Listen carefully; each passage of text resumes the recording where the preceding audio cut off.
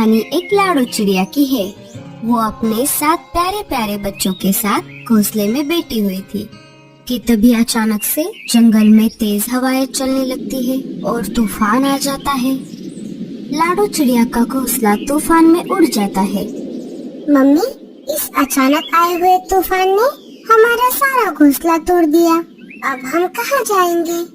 बच्चों, तुम चिंता मत करो, मैं तुम्हें मीनू मौसी के घर छोड़ कर आती हूँ। जब मैं हमारा घोंसला फिर से बनाऊंगी तब मैं तुम सबको वापस ले आऊंगी। नहीं मम्मी, हम आपको हमारा घोंसला बनाने में मदद करेंगे। हमें नहीं जाना मीनू मौसी के घर। बच्चों, तुम अभी बहुत छोटे हो और अभी सर्दियों का मौसम चल रहा है। तुम सब बाहर रहोगे तो तुम सबको ठंड लग जाएगी, इससे तुम बीमार पड़ सकते हो। इसीलिए घोंसला बनाने तक तुम मीनू मौसी के यहाँ पर रहो। इतना बोलकर लाडो अपने सारे बच्चों के साथ थोड़ा अनाज लेकर दूसरे जंगल चली जाती है। शाम होने तक माँ और बच्चे मीनू मौसी के घर आ जाते हैं। लाडो मीनू मौसी के घर का दरवाजा खटखटाती है। मीनू मौसी, अरे ओ मीनू मौसी, जल्दी से दरवाजा खोलिए।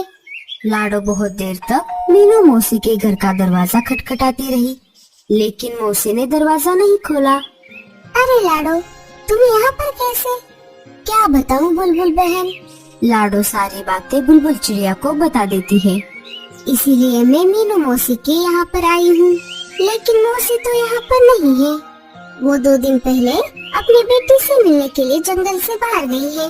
चलो लाडो, अब मैं चलती हूँ, मुझे अनाज लाने के लिए बाहर जाना है। ठीक है बुलबुल। बुलबुल चिड़िया वहाँ से चली जाती है। लाडो अब बहुत परेशान हो जाती है। पता नहीं अब मीनू मौसी वापस कब आएंगी। अब बच्चों को लेकर मैं किसके घर जाऊँ? इस पूरे जंगल में एक मीनू मौसी ही थी जिनके घर मैं बच्चों को कुछ दिनों के लिए वहाँ पर छोड़ सकती थी। बुलबुल चिड़िया का घोंसला भी बहुत छोटा है। अब तो थोड़ी देर में रात भी होने वाली है। तभी अचानक जोरदार बारिश शुरू हो जाती है। लाडो और बच्चे जल्दी से वहाँ से उड़कर एक अनजान पक्षी के घर के पास आ जाते हैं। लाडो घर का दरवाजा खटखटाती है। आप सब कौन हो और यहाँ पर क्या कर रहे हो? क्यों मेरे घर का दरवाजा खटखटाया? भैया जी, मेरा नाम लाडो है और ये है मेरे बच्चे। मैं पास वाले सुंदरवन जंगल से आई हूँ। मैं यहाँ पर मीनू मौसी के घर आई थी, लेकिन वो तो घर पर नहीं है और अचानक से ये जोरदार बारिश भी शुरू हो गई है। क्या आप थोड़ी देर के लिए बारिश रुकने तक आपके घर में हमें पनाह दे सकते हो? मैं बारिश रुकते ही मेरे बच्चों को लेकर यहाँ से चली जाऊंगी। रुको चिड़िया, तुम्हें घर के अंदर लेने से पहले मैं अपनी पत्नी गोरी से पूछ लेता हूँ। कालू जी, इतनी तेज बारिश में कौन आ गया है बाहर? बाहर मीनू मौसी की कोई रिश्तेदार आई है। मीनू मौसी तो घर पर नहीं है, इसीलिए बारिश बंद होने तक हमारे घर में पनाह मांग रही है। उसके साथ बच्चे भी हैं। अरे नहीं कालू जी, मैं नहीं दे सकती हमारे घर में आसरा। जाओ, आप उस चिड़िया को मना कर दो। अरे गोरी, उसके पास एक पोटली भी है, लगता है उसमें अनाज है। तुम एक बार जाकर उससे बात तो कर लो। क्या क्या कहा? पोटली? रुकिए, मैं अभी जाती हूँ। सुन रही चिड़िया, मैं अपने घर में किसी को भी फ्री में रहने नहीं देती। तुम्हें बदले में मुझे कुछ तो देना होगा, तभी मैं तुम्हें घर के अंदर आने दूंगी। मेरी इस पोटली में अनाज है, आप इसमें से थोड़ा ले लो, लेकिन हमें आपके घर में थोड़ी सी जगह दे दो। ठीक है, तुम सब घर में आ सकते हो और अंदर आते समय अपने पैर पोंछ कर आना। मुझे मेरा घर गंदा और गीला नहीं करना। तुम सब इस घोंसले में रहना और तुम्हारी पोटली से आधा अनाज मुझे किराए के तौर पर दे देना। लाडो आधा अनाज गोरी कौवी को दे देती है।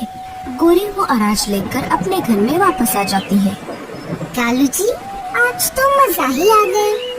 अच्छा हुआ ये चिड़िया हमारे पास आसरा मांगने के लिए आ गई। हमें तो बैठे बिठाए फ्री में अनाज मिल गया। गोरी, मैंने अदरक वाली चाय बनाई है, जाओ ये चाय उन सबको देकर आओ। बेचारे बारिश में भीग कर आए हैं। बड़े आ गए चाय देने वाले। वो सब क्या तुम्हारे रिश्तेदार हैं जो हम उनकी मेहमान नवाजी करें? अब चुपचाप सो जाओ। ये सारी चाय मैं पी लेती हूँ। आए बड़े फ्री में चाय पिलाने वाले। इधर लाडो चिड़िया को नींद नहीं आ रही थी। सारे बच्चे सो गए थे। ये गोरी कौवी तो बहुत चालाक है। बस अब जल्दी से बारिश रुक जाए। मैं सुबह होते ही अपने जंगल वापस चली जाती हूँ। सुबह हो जाती है।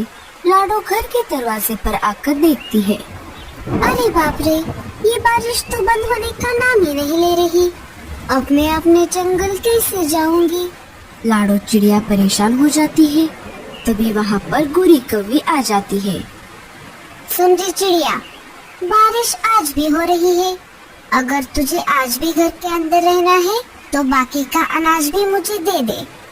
लेकिन बहन जी, मैं तो पहले ही आपको आधा अनाज दे चुकी हूँ। अगर ये बचा हुआ अनाज भी मैं आपको दे दूंगी तो मैं और मेरे बच्चे क्या खाएंगी? वो सब मुझे नहीं पता। अगर तुझे इस घर में रहना है तो बाकी का अनाज भी मुझे देना ही होगा, वरना मेरे घर से अभी चली जा। लेकिन इतनी तेज बारिश में हम कहाँ पर जाएंगे? हम पर कुछ दया करो। अरे तू तो मेरे पीछे ही पड़ गई। या तो तू मुझे अनाज दे दे, वरना मेरे घर से अभी के अभी निकल जा। लाडो चिड़िया मजबूर थी और इसी मजबूरी का फायदा गोरी कौवी ने उठाया। लाडो ने बचा हुआ सारा अनाज गोरी कौवी को दे दिया। पता नहीं ये बारिश कब रुकेगी। मैं अब मेरे बच्चों को क्या खिलाऊंगी? जब तक बारिश नहीं रुकेगी मैं अपने जंगल वापस नहीं जा पाऊंगी। रात हो गई थी। लाडो और बच्चे गोरी के घोंसले में सो रहे थे। रात भर तेज बारिश चलती रही। सुबह होते ही लाडो दरवाजे पर आकर देखती है, लेकिन आज भी बारिश रुकने का नाम नहीं ले रही थी। तभी गोरी कौवी लाडो के सारे बच्चों को दरवाजे पर लेकर आती है। तुम्हारे पास मुझे देने के लिए अब कुछ भी नहीं है, इसलिए तुम तुम्हारे बच्चों को लेकर यहाँ से चले जाओ। आपने हमारा सारा अनाज तो ले लिया। कृपया करके बारिश रुकने तक हमें घर में रहने दो।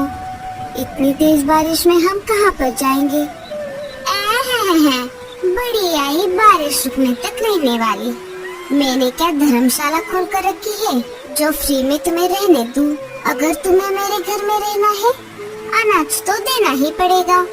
लाडो और बच्चे बारिश में भीग रहे थे। मम्मी, अब हम कहाँ जाएंगे? हमें बहुत ठंड लग रही है। ये बारिश का पानी तो बहुत ठंडा है। चलो बच्चों, हम किसी और पक्षी के घर जाकर मदद मांगते हैं। लाडो और बच्चे वहाँ से निकल जाते हैं और थोड़ी दूर आने पर उन्हें एक और घर दिख जाता है। वो उस घर के पास रुक जाते हैं। लाडो उस घर का दरवाजा खटखटाने ही वाली थी, तभी वो खिड़की से अंदर झाँक कर देखती है। अरे बाप रे, ये तो शिकारी चील का घर है। अगर इस घर के अंदर चली गई तो ये हम सबको खा जाएगा। लाडो और बच्चे चुपके से वहाँ से निकल जाते हैं। लगातार बारिश में भीगने की वजह से बच्चों को तेज बुखार आ जाता है। लाडो और बच्चे एक बड़े पेड़ के नीचे रुके हुए थे। अब मैं क्या करूं? मेरे बच्चों को तेज बुखार आ गया है। इस जंगल में मैं और किसी को भी नहीं जानती। लाडो रोने लगती है। तभी वहाँ पर रानो चिड़िया आ जाती है। अरे बहन, तुम सब इस तेज बारिश में बाहर क्या कर रहे हो? तुम्हें मैंने इस जंगल में पहले कभी नहीं देखा। क्या तुम रास्ता भटक गई हो? लाडो सारी बातें रानो चिड़िया को बता देती है। तुम चिंता मत करो बहन, मैं तुम्हारी मदद करती हूँ। आओ मेरे साथ। रानो सबको साथ लेकर अपने घर आ जाती है। पहले इस कंबल से अपने बच्चों को ढक दो। मैं तुम सबके लिए अदरक और इलायची वाली चाय लाती हूँ। रानो सबके लिए चाय लाती है, लेकिन बच्चे चाय नहीं पी रहे थे क्योंकि उनका शरीर बुखार से तप रहा था। बहन जी, बच्चों का बुखार तो बढ़ता ही जा रहा है। मैं अभी जाकर डॉक्टर उल्लू चाचा को बुला कर लाती हूँ। उल्लू चाचा बच्चों की जांच करते हैं। बच्चों को बहुत ठंड लगी है। मैं एक कुछ जड़ी बूटी दे रहा हूँ। आप ये इन्हें समय पर खिला देना और जितना हो सके इन बच्चों को गर्म रखना। चाचा, आपकी फीस कितनी हुई? रानो चिड़िया, जिस हालत में ये माँ और बच्चे तुम्हारे घर आसरा लेने के लिए आए हैं, उस हालत में मैं इनसे कैसे फीस ले सकता हूँ? आपका बहुत बहुत शुक्रिया चाचा। कोई बात नहीं, अब मैं चलता हूँ। रानू बहन, आपका बहुत बहुत शुक्रिया जो आपने मेरी इस मुश्किल हालत में मदद की, वरना मेरे बच्चों का क्या होता। नहीं नहीं लाडो बहन, इसमें शुक्रिया कैसा, ये तो मेरा फर्ज था। हमें मुश्किल वक्त में एक दूसरे के काम आना चाहिए। कुछ दिन ऐसे ही गुजर जाते हैं और बारिश भी रुक जाती है। रानू बहन, मुझे जाने का तो मन ही नहीं कर रहा, लेकिन अब मुझे चलना चाहिए। आपके साथ रहकर बहुत अच्छा लगा, लेकिन आपका घर तो टूट गया था, तो आप कहाँ पर रहोगी? पहले मैं अपना घोंसला फिर से बना लूंगी, तब तक आप मेरे बच्चों को अपने घर में रखो। घोंसला बन जाने के बाद मैं इन्हें लेकर जाऊंगी। लाडो बहन, चाहे तो आप मेरे घर के पास ही अपना घर बना सकती हो। मम्मी, रानू आंटी सही कह रही है, हमें उस जंगल में वापस नहीं जाना चाहिए। वहाँ तो आए दिन तूफान आता जाता रहता है और हमारा घोंसला टूट जाता है। आप भी रानू आंटी के जैसा लकड़ी का घर बना लो, फिर हमारा घर नहीं टूटेगा। अरे बेटा, मुझे तो लकड़ी का घर बनाना नहीं आता। अरे लाडो बहन, तुम चिंता मत करो, मैं तुम्हारे लिए लकड़ी का मजबूत घर बना दूंगी। मुझे लकड़ी का घर बनाना आता है। आप बस जंगल से लकड़ियाँ लाकर मुझे दे दो, मैं घर बना दूंगी। लाडो चिड़िया जंगल जाकर लकड़ियाँ इकट्ठा कर कर ले आती है और रानू चिड़िया उन लकड़ियों का घर बनाती है। 2-3 दिनों में उनका लकड़ी का घर बनकर तैयार हो जाता है। रानू बहन, आपका फिर से बहुत बहुत शुक्रिया। आपने हमारे लिए इतना सुंदर, प्यारा और मजबूत लकड़ी का घर बना दिया। लाडो और उसके प्यारे प्यारे 7 बच्चे उस लकड़ी के घर में खुशी खुशी से रहने लगते हैं।